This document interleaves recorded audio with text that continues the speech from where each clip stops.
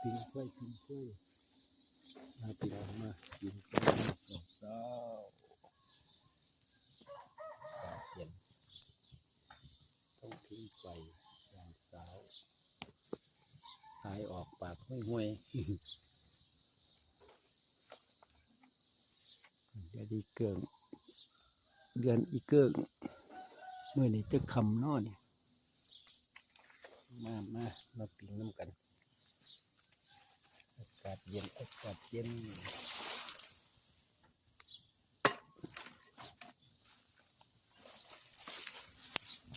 ่อนไปเกี่ยวข้าว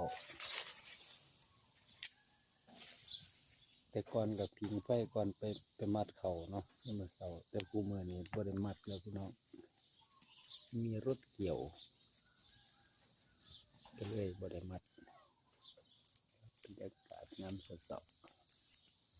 ขอบคุณครับ